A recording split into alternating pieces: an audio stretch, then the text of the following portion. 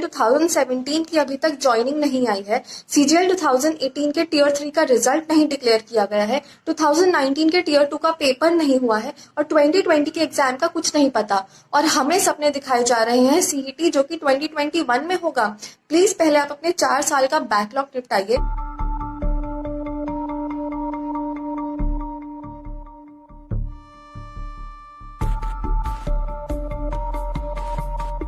मैंने मई 2018 में form fill किया था एसएससी सीजीएल का। उसके एक साल के बाद जून 2019 में हमारा प्री कंडक्ट कराया गया था, जिसमें मेरा अच्छा स्कोर था। उसके बाद मेंस कंडक्ट हुआ सितंबर 2019 में, उसमें भी मेरा डिसेंट स्कोर था। तो मुझे लगा था कि चलो इस बार मेरी जॉब कंफर्म है।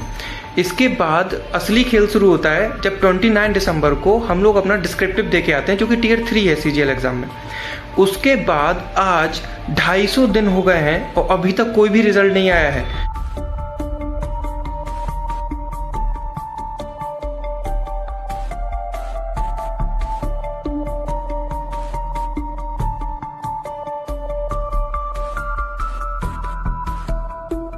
जब पेरेंट्स पूछते हैं कि और कितना टाइम लगेगा और कितना टाइम लगेगा, हम लोग अपना कुछ जवाब भी नहीं दे पाते, क्योंकि हम लोग के हाथ में कुछ है ही नहीं। हम लोग के हाथ में था पढ़ना, नंबर लाना, वो हम कर चुके हैं, नंबर ला चुके हैं। हम केवल गवर्नमेंट से ये बोल रहे हैं कि आपने जो वैकेंसी निकाली है, उसके लिए जो कट ऑफ निकाली है, हम लोगों ने मार्क्स लिए हैं, हमें केवल वो जॉब दे दो। बच्चे बहुत ज़्यादा परेशान है।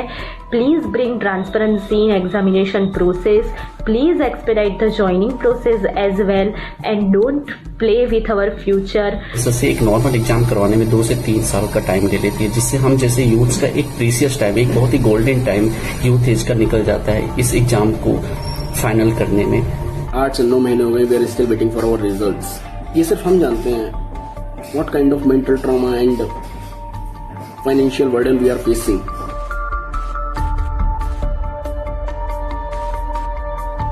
दो 2016 में ग्रेजुएशन कंप्लीट हो गई, 4 साल से बेरोजगारी झेल रहे हैं। ठीक है, बेरोजगारी हमारे सर पे बैठी हुई है इसलिए क्योंकि प्रोसेस बहुत लंबा है।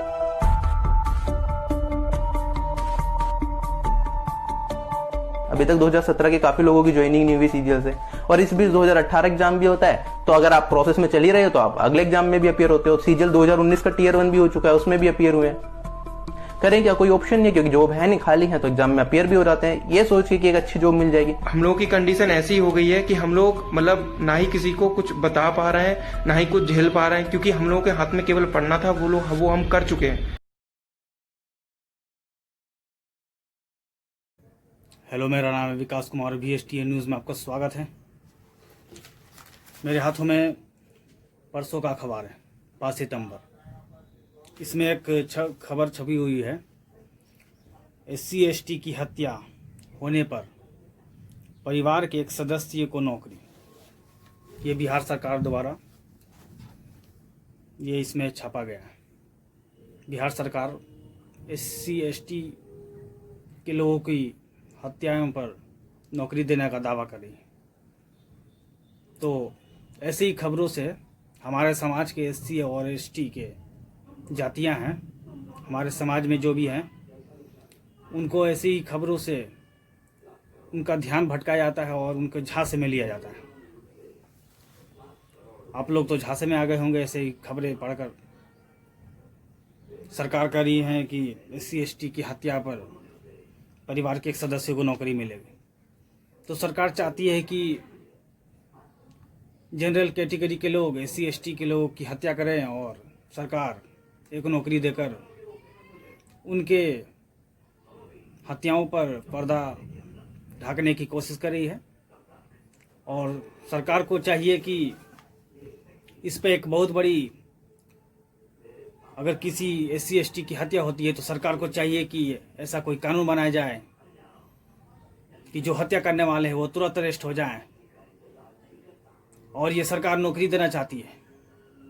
इसके जगह सरकार को करना चाहिए कि जिसने हत्या किया, जिस जाति ने SC ST की हत्या की, उस जाति के सारे संपत्ति, उनकी जितनी भी संपत्ति हैं गांव शहरों या कहीं भी, सारी संपत्तियों का विवरण निकाला जाए और सारी संपत्ति को जब्त करके उनको नीलाम कर जितने भी पैसे बनते हैं उस संपत्ति से वो पैसे SC/ST जिनकी हत्या होती है उनको देना चाहिए।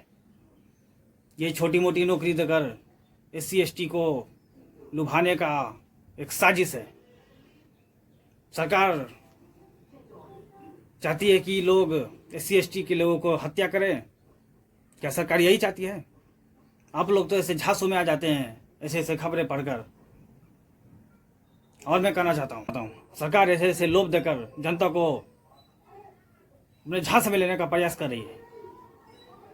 और मैं जनता से आप लोग से कहना चाहता हूँ, क्या आप अपने परिजन के बदले एक नौकरी लेना चाहते हैं?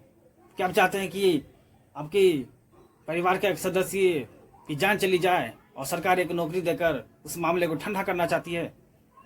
एक नौकरी के कारण अपने सदस्यों को गंवाना आपको क्या मंजूर है?